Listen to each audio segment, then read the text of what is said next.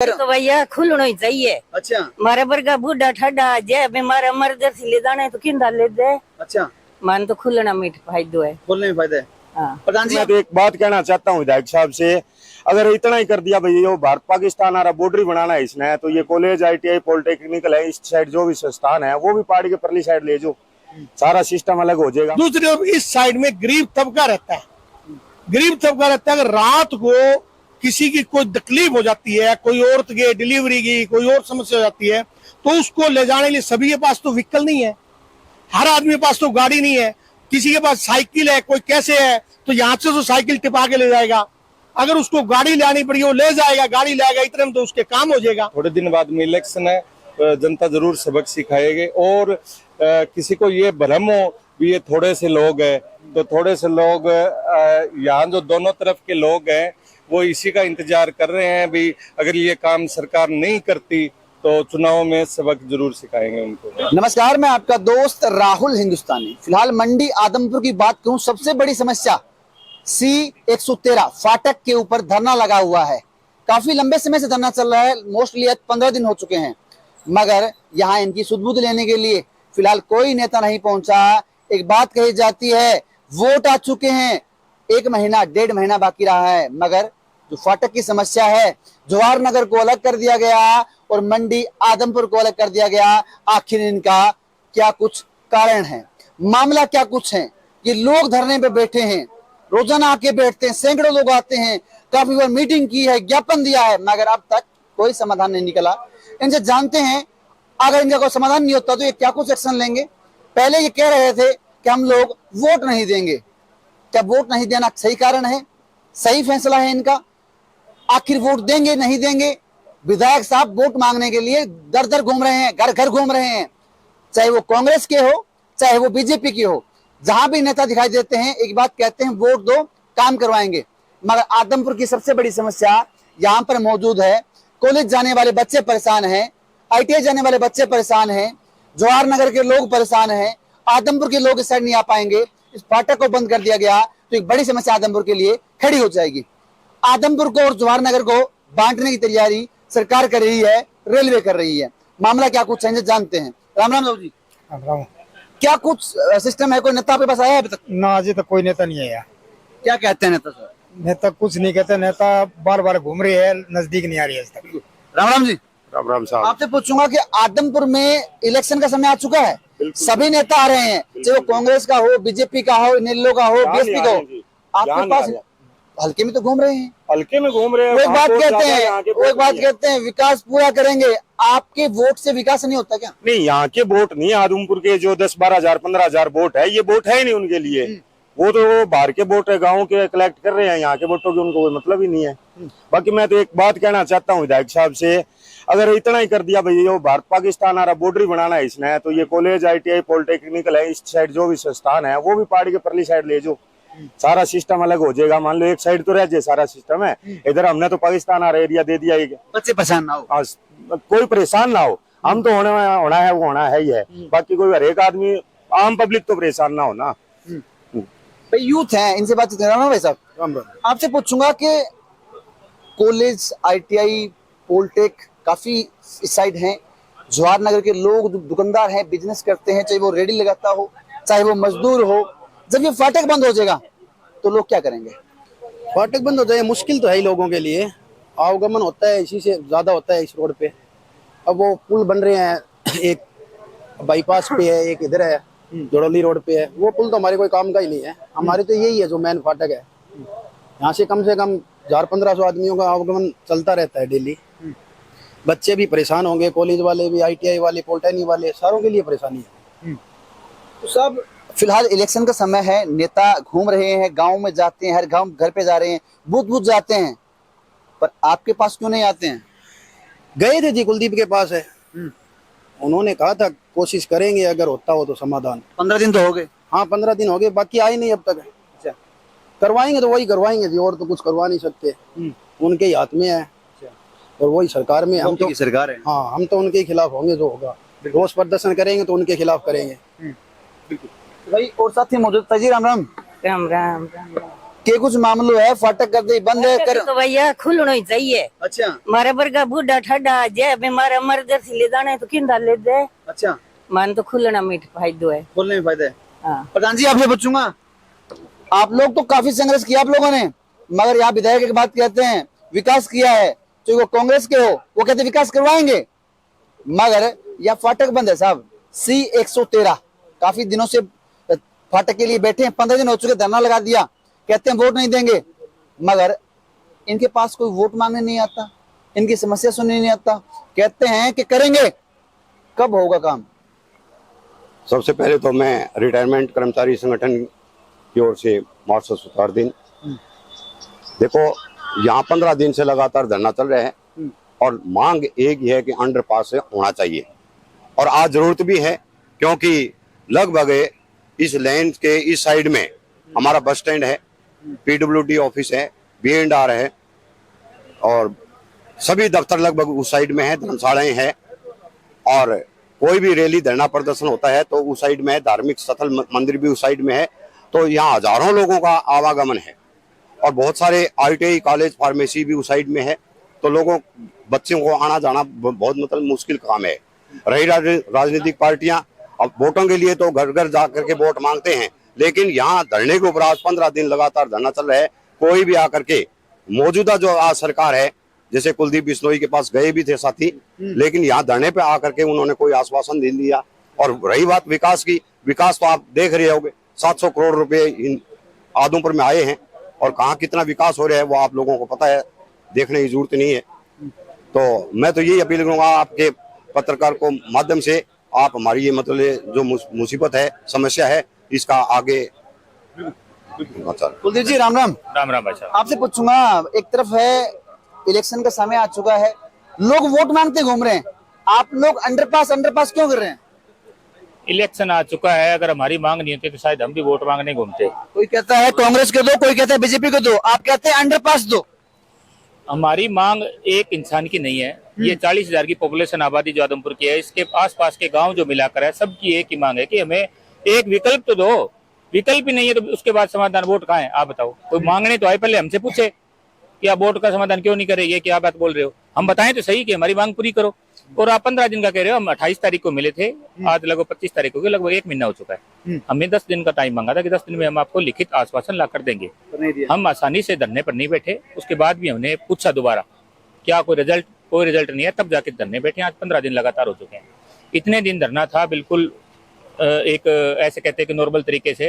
अब धरना जो लगा रहे हैं, हमारा साथ जो दे रहे हैं हम सब का, उन्होंने एक ही बात बोली कि अब इसका उग्र रूप धारण करना पड़ेगा, वरना हमारा काम आसानी से नहीं बनेगा। इसलिए हमने आज 11:30 बजे मीटिंग रखी थी।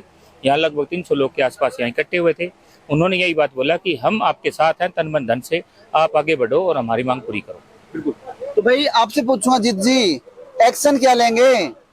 बैठे हुए देख लिया 15 दिन में कुछ नहीं हुआ, आपसे बैठे हैं, नेता वोट मांगते घूम रहे हैं, मगर आपके पास कोई नहीं है साहब, तो आप लोग ऐसा क्या कुछ करेंगे?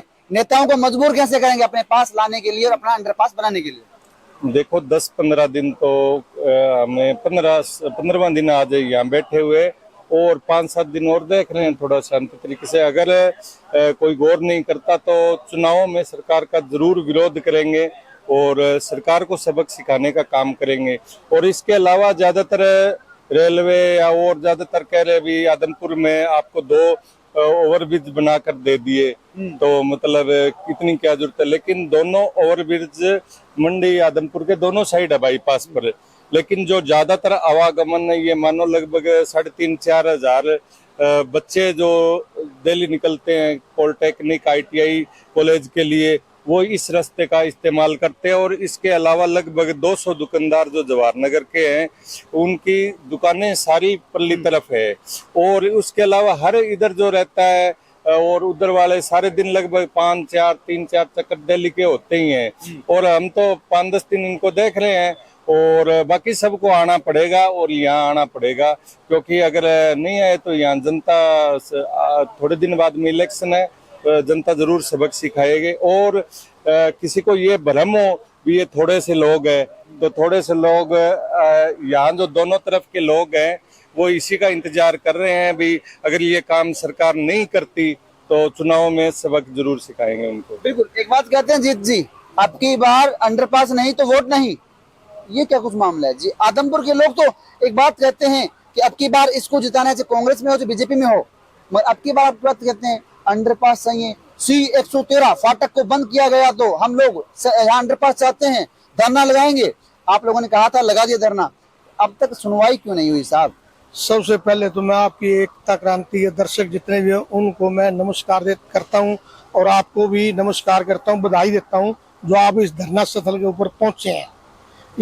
इस धरना स्थल को आज 15 दिन हो गए धरना लगाते, और इनकी एक ही मांग है इस संघर्ष समिति की और लाइन पार जवाहर नगर के लोगों की, मंडी की, कि इसको डिवाइड ना किया जाए। कि दीवार आ गई, फाटक बंद होगा, 2 हिस्सों में बढ़ जाएगा। जो कि एक रेडी वाला है, सब्जी वाला है, वो यहाँ से रेडी भर के ले जाता है, उधर लगाता है, उसको लाने और ले जाने वाली वहां 2 किलोमीटर दूर आना जाना कितनी परेशानी होगी। एक जुत्ती गांठने वाला है, वो यहाँ मेडिकल स्टोर के आगे बैठा है, मैं आपको मिलवा भी सकता हूँ। अब वो यहाँ से आगे वहां जाके जुत्ती गांठता है, शाम को अपनी जीविका चलाने के लिए 5-7 किलो आटे का प्रबंध करता है।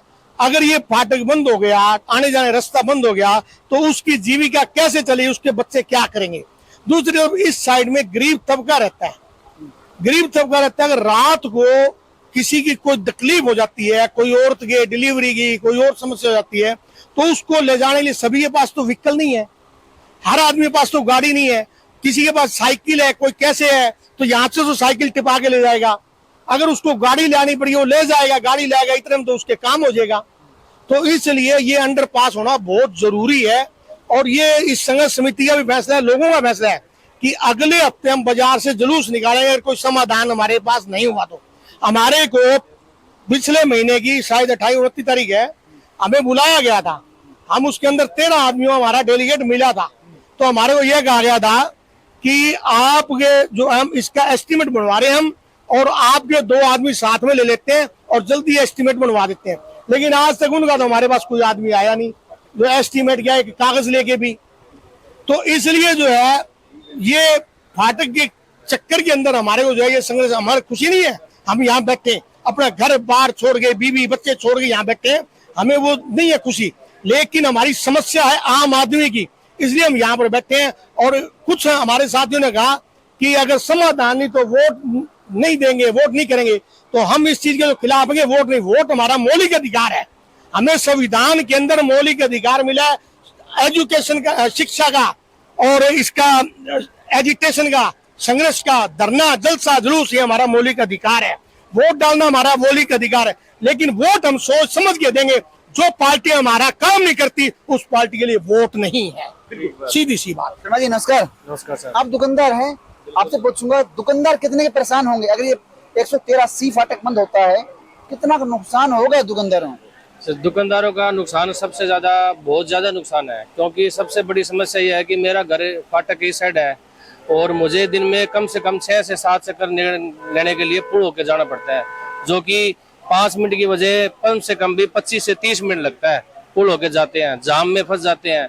फिर भी हमने एक 15 दिन पहले हम गए भी थे कुलदीप जी के पास, वहाँ पे भी उन्होंने कहा था कि हम आपका लिखित वे में आश्वासन देंगे, आएंगे हम, लेकिन आज 20 दिन हो गए, कोई हमारी सूझ लेने के लिए नहीं आया जी। आपसे पूछूंगा कि वोटों का समय आ चुका है, इलेक्शन बिल्कुल नजदीक है, मगर जो आपका फाटक है, जवाहर नगर की समस्या है, आदमपुर की समस्या है, सैकड़ों बेटियों की समस्या है, उसके ऊपर आखिर ये नेता गौर क्यों नहीं करते? नमस्कार सभी को, मेरा राम राम। मैं यही कहना चाहूँगा कि देखो, सरकार को जनता चुनती है, इसीलिए चुना जाता है कि वो जनता के हित के कार्य करें, उनके अनुरूप कार्य करें, जो उनकी सुख सुविधाएं हैं, मूलभूत सुविधाएं हैं, वो उनको दिलाएं।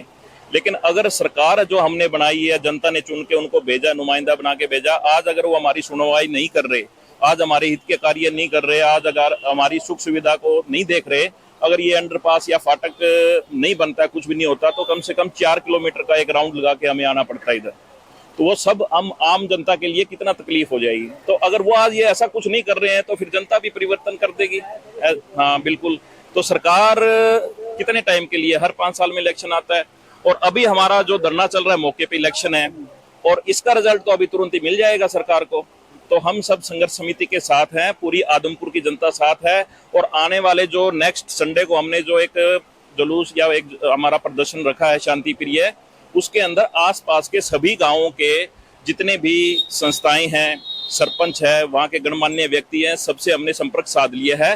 वो सारा हमें साथ देने के लिए तैयार हैं। तो इसलिए सभी एकजुट होकर पूरे आदमपुर के हलके के लोग वो प्रदर्शन करेंगे और सरकार को जगाएंगे, बताएंगे कि हम सब एक साथ है, ये लड़ाई अकेली जवाहरनगर या मंडी आदमपुर की नहीं है। आपसे पूछूंगा, आप युवा हैं, एक बात बताना चाहूंगा, तो युवा बच्चे हैं, जो बेटियां हैं वो कॉलेज जाती है, पॉलिटेक्स जाती है, और उन्होंने एक बात कही, और कोई महिला प्रेग्नेंट है उसको लेकर जाना हो, कोई बुजुर्ग व्यक्ति है उसको हॉस्पिटल लेकर जाना हो, अगर ये फाटक बंद हो जाता है या अंडरपास नहीं बनता है तो कितनी समस्याएं होंगी? बहुत ज्यादा समस्या है जी। ये आप मूलभूत से समझे तो ये फाटक है जो हमारी इस लाइन पार की हार्ड लाइन है ये क्योंकि इसके ऊपर ही सबसे ज्यादा अवगमन है। दो पास जो पुल बने हैं दोनों ये बाईपास है। अगर यहाँ से अस्पताल की दूरी है मात्र आधा किलोमीटर और बाईपास से जाएंगे तो मात्र कम से कम 5 या 6 किलोमीटर की दूरी पड़ती है। ये बहुत गंभीर समस्या है हमारे लाइन पार के लिए, इसलिए हमने ये आवाज कई बार उठाई है। पर एक चीज देखते हैं, भी विधायक जी हो गए, उनको एक बात का वहम है, भाई ये हमारा गढ़ है, ये ध्वस्त नहीं हो सकता, पर उनको इस बात को बता देते हैं।